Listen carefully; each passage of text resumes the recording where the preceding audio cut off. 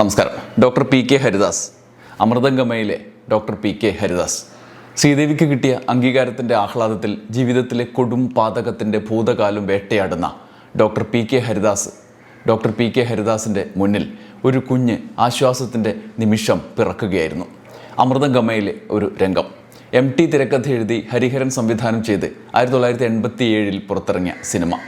ആരോഗ്യ മേഖലയിലെ കുറ്റകൃത്യങ്ങളെ ആഴത്തിൽ അടയാളപ്പെടുത്തിയ, ഡോക്ടറുടെ സേവനം ഓർമ്മപ്പെടുത്തിയ സിനിമകൾ അന്ന് വന്നു തുടങ്ങിയിരുന്നില്ല. ഒരുപക്ഷെ ഒരു ചികിത്സകൻ്റെ ധാർമ്മികതയെക്കുറിച്ച് മലയാളിയെ ചിന്തിപ്പിച്ച MT ഹരിഹരൻ ചിത്രം. ഇതേസമയം ഒരു യുവാവിൻ്റെ പല കാലത്തിൽ പല തരത്തിലുള്ള മാനസികാവസ്ഥയിലൂടെ കടന്നുവന്ന സിനിമ. ഡോക്ടർ പി കെ ഹരിദാസിൻ്റെ വ്യത്യസ്ത കാലത്തെ അടയാളപ്പെടുത്തുമ്പോൾ ശരിക്കുള്ള മോഹൻലാലിന് അന്ന് വെറും 27 വയസ്സ്. അത് നമ്മളെ അത്ഭുതപ്പെടുത്തും. നിങ്ങൾ വിചാരിക്കുന്നുണ്ടാവും ഇന്നിപ്പോൾ എന്തിനാണ് ഇതൊക്കെ പറയുന്നത് എന്ന്. വീണ്ടും അമൃതംഗമയ പലവിധ ചർച്ചകൾക്ക് വിധേയമാക്കപ്പെടുകയാണ്. ആരോഗ്യ മേഖലയിലെ പലവിധ പ്രവർത്തനങ്ങൾ ചർച്ച ചെയ്യപ്പെടുന്ന സമയം എന്നതിലുപരി മുഖ്യമന്ത്രി പിണറായി മോഹൻലാലുമൊത്തുള്ള അഭിമുഖ സംഭാഷണത്തിൽ തൻ്റെ പ്രിയ കഥാപാത്രമായി അമൃതംഗമയിലെ ഡോക്ടർ പി കെ ഹരിദാസിനെ തെരഞ്ഞെടുത്ത് സംസാരിച്ച സാഹചര്യത്തിൽ കൂടിയാണ് നമ്മളിപ്പോൾ ഇങ്ങനെ ഇരിക്കുന്നത്. യഥാർത്ഥത്തിൽ മോഹൻലാൽ ആയിരുന്നില്ലത്രേ ഈ കഥാപാത്രത്തെ ചെയ്യേണ്ടിയിരുന്നത്. മമ്മൂട്ടിയിലേക്കെത്തിയ അതിനുശേഷം മമ്മൂട്ടി അവതരിപ്പിക്കേണ്ടിയിരുന്ന ഒരു കഥാപാത്രമായിരുന്നു പോലും അത് സംബന്ധിച്ച് പുതിയ സാഹചര്യത്തിലെ ചില വെളിപ്പെടുത്തൽ കൂടി വന്നപ്പോഴാണ് ഇക്കാര്യത്തിലെ വിവരങ്ങൾ നിങ്ങളുമായി പങ്കുവെക്കണം എന്ന് തോന്നിയത്. ആ സാഹചര്യത്തിലാണ് ഒരു വീഡിയോ ചെയ്യുന്നത് എന്നുള്ളതാണ് പ്രധാനപ്പെട്ട ഒരു കാരണം. മമ്മൂട്ടിയിൽ നിന്ന് അതെങ്ങനെ മോഹൻലാലിലെത്തി, അതിലേക്ക് വരാം. അതിനു മുമ്പ് പിണറായി വിജയന്റെ അമൃതംഗമയെക്കുറിച്ചുള്ള വാക്കുകൾ നമുക്ക് കേൾക്കാം. അതിങ്ങനെയായിരുന്നു: സാമൂഹ്യ പ്രതിബദ്ധതയുള്ള ഒരു കഥാപാത്രം അങ്ങയുടെ തന്നെയാണെന്ന് എനിക്ക് തോന്നുന്നു. ഒരു മെഡിക്കൽ വിദ്യാർത്ഥിയായിട്ട് ചേർന്നിട്ട് ആ മെഡിക്കൽ വിദ്യാർത്ഥി റാഗിങ്ങിന് നേതൃത്വം കൊടുത്ത് അമൃതംഗമയ MT എഴുതിയത് അല്ലേ? ഹരിഹരൻ. അതെ, ഹരിഹരൻ. അപ്പോ അതിനകത്ത് പിന്നെ നിങ്ങളാണ് ആ പിന്നെ ഇതായിട്ട് വരുന്നത്.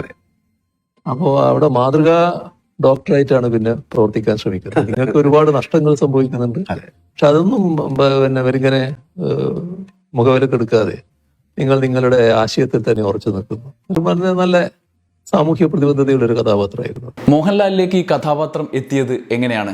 പാട്ടെഴുത്തുകാരൻ, പ്രിയപ്പെട്ട മാധ്യമപ്രവർത്തകൻ രവി മേനോൻ അതിനെക്കുറിച്ച് വിശദമായി മാതൃഭൂമിയിൽ കഴിഞ്ഞ ദിവസം എഴുതിയിട്ടുണ്ട്.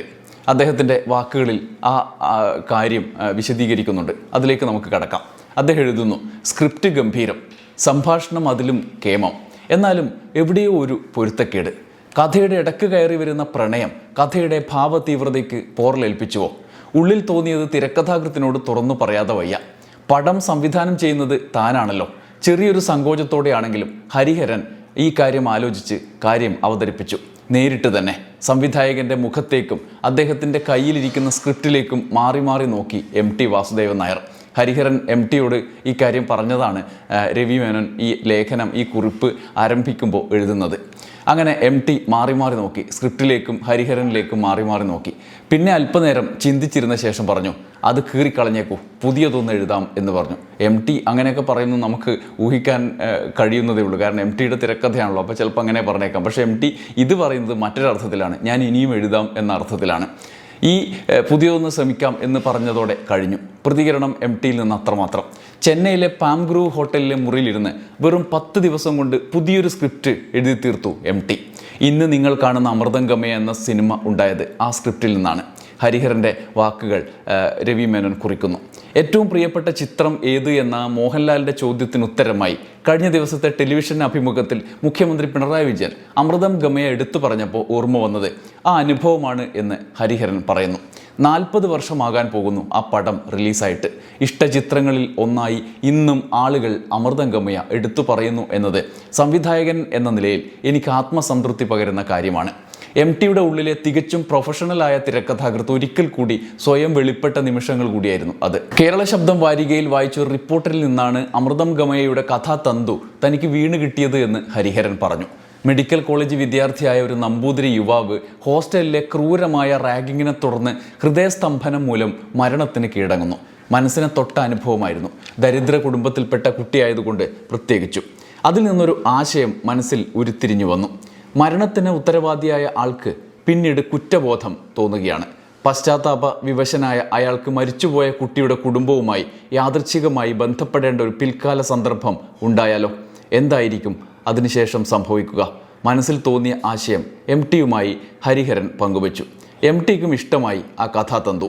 അധികം വൈകാതെ അദ്ദേഹം തിരക്കഥ തയ്യാറാക്കുകയും ചെയ്തു. ഹരിഹരൻ ഓർക്കുന്നു, അങ്ങനെ ഇടവഴിയിലെ പൂച്ച, മിണ്ടാപ്പൂച്ച, വളർത്തുമൃഗങ്ങൾ, നഖക്ഷതങ്ങൾ, പഞ്ചാഗ്നി എന്നീ ചിത്രങ്ങളിലൂടെ മലയാള സിനിമയിലെ വിജയ സഖ്യങ്ങളിലൊന്നായി മാറിക്കഴിഞ്ഞിരുന്നു അപ്പോഴേക്കും MT ഹരിഹരൻ കൂട്ടുകെട്ട്. MT രചിച്ച തിരക്കഥയിൽ ഒരു പ്രണയം കൂടി കടന്നു വരുന്നുണ്ട്. റാഗിങ്ങിന് നേതൃത്വം നൽകിയ ഡോക്ടർ ഹരിദാസും കൊല്ലപ്പെട്ട ഉണ്ണികൃഷ്ണൻ എന്ന വിദ്യാർത്ഥിയുടെ പെങ്ങൾ ശ്രീദേവിയും തമ്മിൽ. എന്നാൽ കഥാഗതിയുടെ ഗൗരവ സ്വഭാവവുമായി അത് ഇണങ്ങാതെ പോകും എന്നൊരു തോന്നൽ ഹരിഹരനുണ്ടായി. മരിച്ചയാളുടെ സഹോദരിയുമായി സഹോദര തുല്യമായ ബന്ധം മതി ഹരിദാസിന്. അതാണ് പ്രേക്ഷകർ പ്രതീക്ഷിക്കുക. സംവിധായകന്റെ അഭിപ്രായം MT പൂർണ്ണമായും ഉൾക്കൊണ്ടു എന്നത് പ്രേക്ഷകരായ നമ്മുടെ ഭാഗ്യം. കരുത്തുറ്റ ഒരു ചലച്ചിത്ര ശില്പമായി അമൃതം ഗമയെ വളർത്തിയത് കഥയിലെ ആ മാറ്റം കൂടിയാണല്ലോ. മമ്മൂട്ടിയെയാണ് നായകനായി MT ആദ്യം മനസ്സിൽ കണ്ടിരുന്നത് എന്ന് ഹരിഹരൻ പറയുന്നു. മോഹൻലാലിൻ്റെ പേര് ഞാനാണ് നിർദ്ദേശിച്ചത്. അല്പം വികൃതിയും കുസൃതിയും കുന്നായ്മയും ഒക്കെയുള്ള ഒരു റാഗിംഗ് വീരനായി മമ്മൂട്ടി അദ്ദേഹത്തിൻ്റെ ആരാധകർ സ്വീകരിക്കണം എന്നില്ല. അത്തരമൊരു പോക്കിരിയുടെ റോൾ കൂടുതലിണങ്ങുക ലാലിനാണ് എന്ന് തോന്നി. നമ്മുടെയൊക്കെ സ്വന്തക്കാരനായ ഒരു വികൃതി പയ്യൻ്റെ ലുക്ക് ഉണ്ടല്ലോ അക്കാലത്തെ ലാലിന്. MTക്കും ആ നിർദ്ദേശം എളുപ്പം ഉൾക്കൊള്ളാനായി. ഇന്ന് കാണുമ്പോഴും ആ വേഷത്തിൽ ലാലിനെ അല്ലാതെ മറ്റൊരാളെ സങ്കല്പിക്കാനേ നമുക്ക് കഴിയില്ല. പാർവതിക്ക് പകരം ശ്രീദേവിയുടെ റോളിൽ മറ്റൊരു പുതുമുഖ നടിയെയാണ് ആദ്യം കാസ്റ്റ് ചെയ്തിരുന്നത്. ഒരു ദിവസത്തെ ഷൂട്ടിങ്ങും കഴിഞ്ഞു. അതിനുശേഷം ആ കുട്ടിയെ മാറ്റേണ്ടി വന്നു. കഥാപാത്രത്തിന് ഇണങ്ങാത്ത വിധം പ്രായക്കുറവ് തോന്നിയതുകൊണ്ടായിരുന്നു അത്. പകരം വന്ന താരതമ്യേന തുടക്കക്കാരിയായ പാർവതി ആ വേഷത്തിൽ തൻ്റെ ജീവിതത്തിലെ തന്നെ ഏറ്റവും മികച്ച അഭിനയം കാഴ്ചവെക്കുകയും ചെയ്തു. മറ്റൊരു ശ്രദ്ധേയമായ റോൾ ശ്രീദേവിയുടെ അമ്മ ഗീതയുടേതായിരുന്നു. കമല കാമേഷ് എന്ന തമിഴ് നടിയാണ് ആ റോളിൽ വന്നത്. മലയാളികൾ കണ്ടു ശീലിച്ച അമ്മമാരിൽ നിന്ന് തീർത്തും വേറിട്ട് നിന്നു കമലയുടെ ഗീത. ബാബു നമ്പൂതിരിയുടെ ഇളയതും വിനീതിൻ്റെ ഉണ്ണികൃഷ്ണനും തിലകൻ്റെ കുറുപ്പും ദേവൻ്റെ രഘുവുമെല്ലാം ഇന്നും ഓർമ്മയിൽ തങ്ങി നിൽക്കുന്ന മുഖങ്ങളാണ്. റാഗിംഗ് ഇതിവൃത്തമാക്കി ഒരു പടം ചെയ്യാൻ 1970കളിലെ ആലോചിച്ചിരുന്നു ഹരിഹരൻ. തമിഴിൽ ശിവാജി ഗണേശനെ നായകനാക്കി സിനിമ ചെയ്യാനുള്ള ഓഫറുമായി ഒരു നിർമ്മാതാവ് സമീപിച്ചപ്പോൾ ഈ ആശയം പരീക്ഷിച്ചാലോ എന്ന് ചിന്തിച്ചതാണ്. എന്നാൽ ശിവാജി തന്നെ ആ ഉദ്യമത്തിൽ നിന്ന് ഹരിഹരനെ പിന്തിരിപ്പിച്ചു. വിദ്യാർത്ഥികളുടെ അവകാശമാണ് റാഗിംഗ് എന്നായിരുന്നു ശിവാജി സാറിൻ്റെ കാഴ്ചപ്പാട്. റാഗിങ്ങിനെതിരെ നിലപാടെടുക്കുന്നത് തൻ്റെ യുവ ആരാധകർക്ക് ഇഷ്ടപ്പെടില്ല എന്ന് അദ്ദേഹം വിശ്വസിച്ചു. അങ്ങനെയാണ് ആ പ്രൊജക്റ്റ് ഉപേക്ഷിക്കേണ്ടി വന്നത് എന്ന് ഹരിഹരൻ രവി മേനോട് പറയുന്നുണ്ട്. അമൃതം ഗമയ ഒരിക്കൽ കൂടി വാർത്തയിൽ നിറയുന്നത് മുഖ്യമന്ത്രി പിണറായി വിജയൻ്റെ വാക്കുകളിലൂടെയാണ് എന്നത് കൗതുകകരമായി തോന്നാം. സാമൂഹ്യ പ്രതിബദ്ധതയുള്ളൊരു കഥാപാത്രം അങ്ങയുടേത് തന്നെ എന്നാണ് എനിക്ക് തോന്നുന്നത്. മനസ്സിൽ തങ്ങി നിൽക്കുന്ന കഥാപാത്രത്തെക്കുറിച്ചുള്ള മോഹൻലാലിൻ്റെ ചോദ്യത്തിന് അഭിമുഖത്തിൽ മുഖ്യമന്ത്രിയുടെ ഈ മറുപടിയാണ് നമ്മളെ വീണ്ടും ആ സിനിമയെക്കുറിച്ച് ചിന്തിപ്പിച്ചത്. മെഡിക്കൽ വിദ്യാർത്ഥിയായി വരുന്ന നിങ്ങൾ പിന്നീട് ഒരു ഘട്ടത്തിൽ മാതൃകാ ഡോക്ടറായി മാറുന്നു. ധാരാളം നഷ്ടങ്ങൾ സംഭവിക്കുന്നുണ്ട് ജീവിതത്തിൽ. എന്നാൽ അതൊന്നും മുഖവിലക്കെടുക്കാതെ സ്വന്തം ആശയത്തിൽ തന്നെ ഉറച്ചു നിൽക്കുന്നു. സാമൂഹ്യ പ്രതിബദ്ധതയുള്ള വേഷം എന്നാണ് മുഖ്യമന്ത്രി പറയുന്നത്. 6 പതിറ്റാണ്ട് പിന്നിട്ട സിനിമാ ജീവിതത്തിലേക്ക് തിരിഞ്ഞു നോക്കുമ്പോൾ ഇത്തരം അനുഭവങ്ങൾ അമൂല്യമാണ് എന്ന് ഹരിഹരൻ മുഖ്യമന്ത്രിയുടെ പരാമർശത്തിൻ്റെ സാഹചര്യത്തിൽ പറയുന്നതായി രവി മേനോൻ എഴുതുന്നു. എത്രയോ മഹാരഥന്മാരുമായി സഹകരിക്കാൻ ഭാഗ്യമുണ്ടായി. ഇതിഹാസ തുല്യരായ അഭിനേതാക്കൾ, എഴുത്തുകാർ, തിരക്കഥാകൃത്തുക്കൾ, സാങ്കേതിക വിദഗ്ധർ, കവികൾ, സംഗീത സംവിധായകർ, ഗായകർ, അവരിൽ പലരും ഇന്നൊപ്പമില്ല എന്നൊരു ദുഃഖം മാത്രം എന്നാണ് ഹരിഹരൻ പറഞ്ഞ വാക്കുകളോടെ രവി മേനോൻ ആ കുറിപ്പ് അവസാനിപ്പിക്കുന്നത്. നിരവധി കഥാപാത്രങ്ങളെക്കുറിച്ച് ഇമാതിരി ചർച്ചകൾ നമ്മൾ കേട്ടിട്ടുണ്ട്. പ്രത്യേകിച്ചും നായകൻ്റെ മാറ്റത്തെക്കുറിച്ച്. രാജാവിൻ്റെ മകൻ മമ്മൂട്ടിയിൽ നിന്ന് മോഹൻലാലിലേക്ക് എത്തിയതു മുതൽ ദൃശ്യത്തിലെ ജോർജ് കുട്ടി വരെ ചിത്രീകരിക്കപ്പെട്ട സിനിമ പ്രേക്ഷകൻ്റെ മനസ്സിൽ ആഴത്തിലുള്ള അനുഭവമായതിനു ശേഷം ആ കഥാപാത്രം മറ്റൊരാൾ അവതരിപ്പിക്കേണ്ടതായിരുന്നു എന്ന വിവരങ്ങൾ വരുമ്പോൾ അതിൽ പരം ഒരു കൗതുകമില്ല.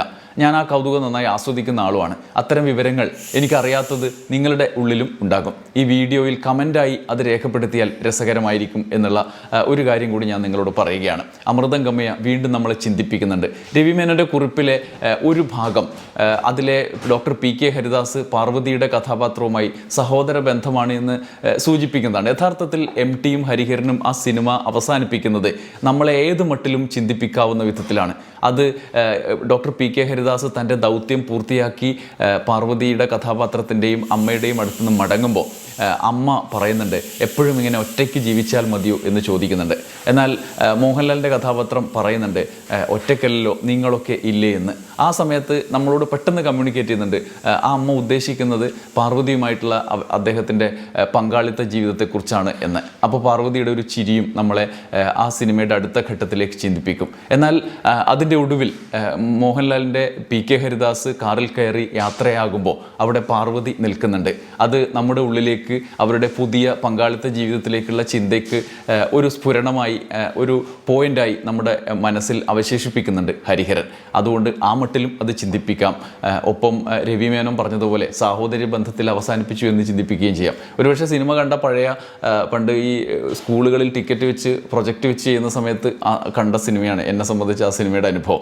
അന്ന് മുതൽ ഇന്ന് വരെ ഇപ്പോൾ വീണ്ടും ഈ പശ്ചാത്തലത്തിൽ വീണ്ടും ഒന്നുകൂടി ഓടിച്ച് കാണുമ്പോഴും എൻ്റെ മനസ്സിൽ രവി മേനോൻ പറഞ്ഞ മോഡലിലല്ല ആ കഥാപാത്രങ്ങൾ പതിച്ചിട്ടുള്ളത്. നേരെ മറിച്ച് അടുത്ത ഘട്ടത്തിൽ അവരുടെ ജീവിതത്തെ അവരുടെ ഒരു പങ്കാളിത്ത ജീവിതത്തെക്കുറിച്ചുള്ള സൂചനകളായിട്ടാണ് ആ സിനിമ അവസാനിപ്പിച്ചത്. അത് നമ്മുടെ കാഴ്ചപ്പാടാകാം, മറ്റത് അദ്ദേഹത്തിൻ്റെ കാഴ്ചപ്പാടാകാം. സിനിമയുടെ ഒരു ഏറ്റവും വലിയ ഭാഗ്യം ആ സിനിമ എല്ലാം ക്യാപ്സൂൾ പോലെ നമുക്ക് തരുന്നതിലല്ല. ആ സിനിമ പല ചിന്തകൾക്ക് സാധ്യതകൾ അവശേഷിപ്പിക്കുമ്പോഴാണ്. ആ അർത്ഥത്തിൽ അമൃതംഗമയ ഇനിയും പതിറ്റാണ്ടുകളോളം നമ്മൾ ചർച്ച ചെയ്യാനുള്ള ആശയം അവശേഷിപ്പിക്കുന്നുണ്ട് എന്നുള്ളതിൻ്റെ തെളിവാണ് പിണറായി വിജയൻ്റെ അഭിമുഖത്തിലെ അതിനെക്കുറിച്ചുള്ള പറച്ചിലും അതിനുശേഷം നമ്മളിങ്ങനെ സംസാരിക്കുന്നതും. നന്ദി, നമസ്കാരം.